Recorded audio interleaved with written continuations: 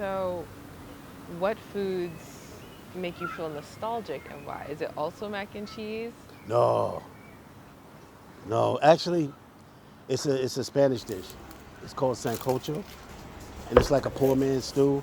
It's kind of everything you have left over in the refrigerator, and it's a little of this, a little of that, and you just make it. It's not a stew, and it's not a soup. It's like a soup, but you gotta have white rice with it. Any Hispanic will tell you, sancocho, you have to have white rice with it. And it just reminds me of my grandmother. I mean, the woman couldn't speak no English, and I used to sit there all day and watch these novellas with her and all of this stuff. I didn't know what was going on, but when she laughed, I laughed. You know what I mean? If she's, oh my God, and I'm like, why are you crying? And she don't understand nothing I'm saying. But that is just like one of those things that it's, you bring that happiness, and then, you kind of like, wow, I miss her.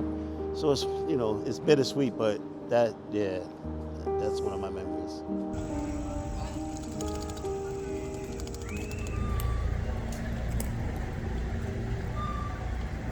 What is your favorite food and why? I have a couple, but my favorite is baked mac and cheese, but the way my mother makes it.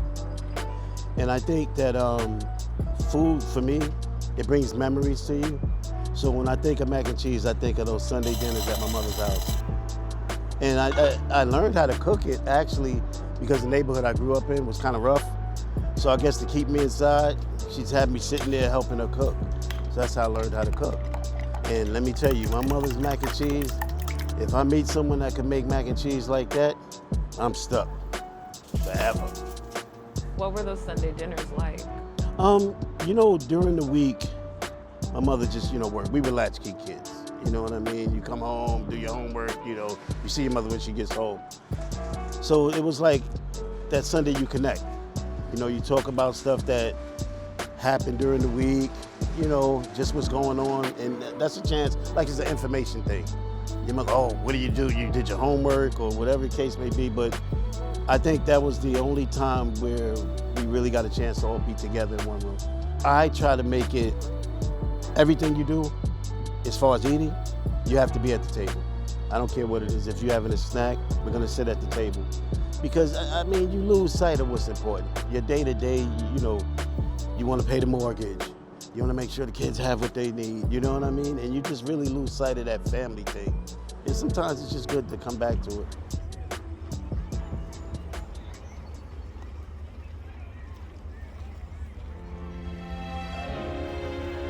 Food is a universal language.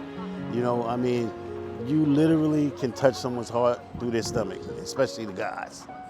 I was a sous chef for 4 years. So a sous chef is essentially the kitchen slave. Everything that the chef doesn't want to do, you do it. But it taught me a lot, and it really made me appreciate different types of food. You know what I mean? You're not in one box.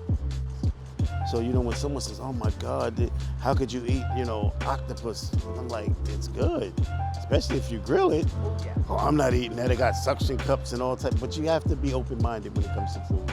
And I think, like I said, the biggest part for me is just people enjoying your food. So, how did you become a sous chef? What led you to that? So, you know how you watch, you watch all these channels on TV that just make no sense, and you like wondering why you're watching them? But I loved watching cooking shows. Julia Child used to crack me up. And then, we had this guy. He was like the Galloping Gourmet. Here we go. First of all, you need to grasp yourself a tolerable turkey. As a matter of fact, this one is sort of a country and western sort of style. And I'm like, man, that's amazing. So it just piqued my interest. And it was just natural progression for me. When I got to school, I needed a job. Okay, I couldn't rub two pennies together. So, I said, hey, you guys hiring? And started off washing dishes. So one day what happened was, I guess the chef got pissed off and quit. So the manager's like, oh my God, what am I gonna do? She's like, can you cook? I said, well, I can cook a little bit. She said, well, just something simple. And it was a Mediterranean place. Pasta, this, that. Now, come on, you can't mess that up, So I cooked it, and then, wow, I got the feedback. She's like, can you do the same thing tomorrow? And see, if I was smart, I would have said no. But I said yes. And when I came in, it was this list, like 12 pages that went down the deep freezer. Do this, do this, do this, do this, do this. And it was really learning on the fly. And when the new chef came in, she gave me, a little more free run in the kitchen, and I learned to grill. And, I learned the proper way to season things and, the proper doneness. And I mean, it was fun, and it's still fun to this day.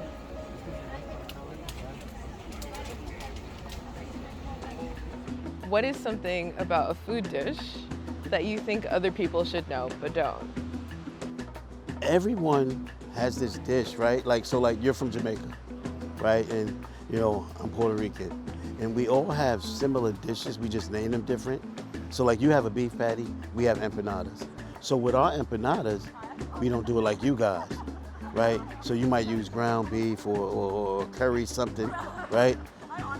We use bully beef. You know what that is, right?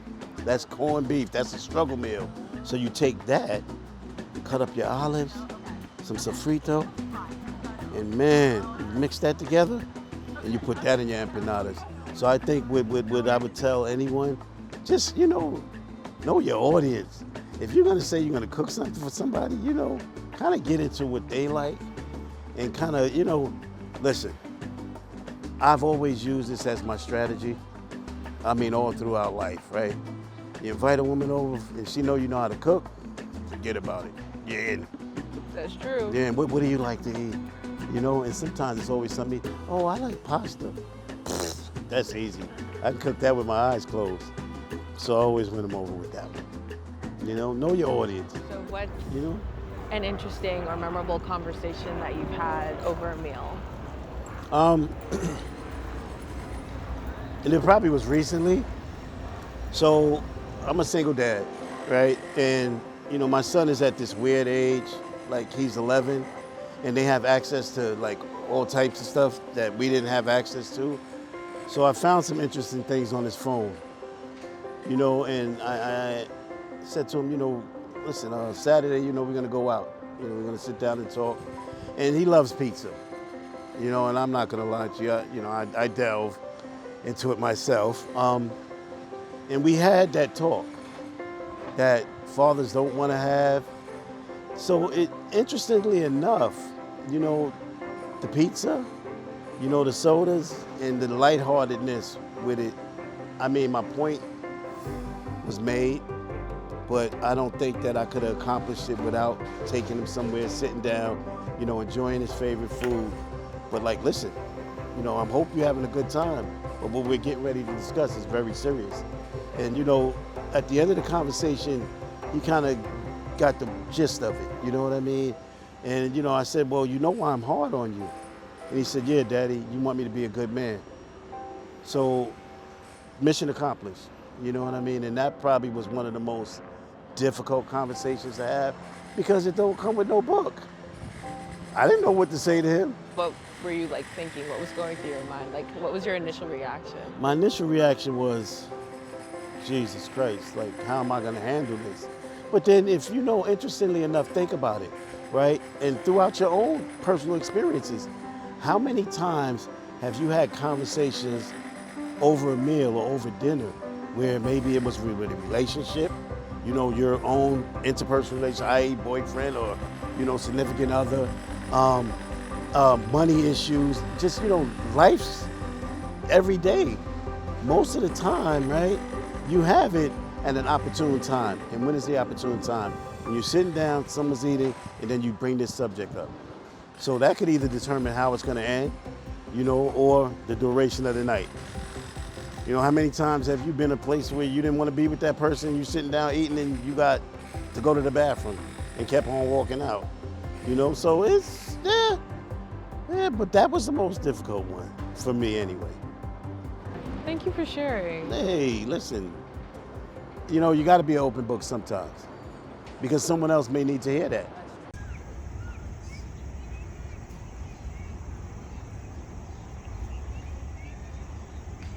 This isn't surrounding food, but I feel like you're spitting some bars here. So if you had any advice to give to someone right now that you think that they should hear, especially at this crazy time that we're going through, what would you say to them?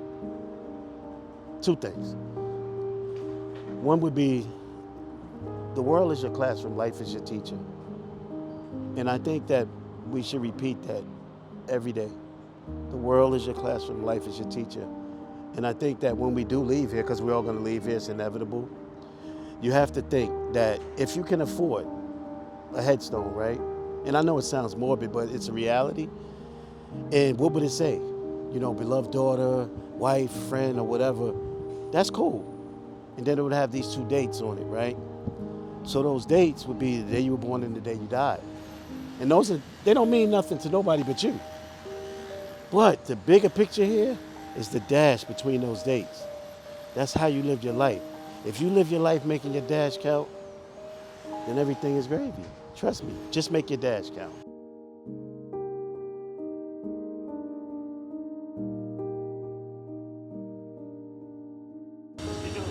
Exactly. Exactly. So I suggest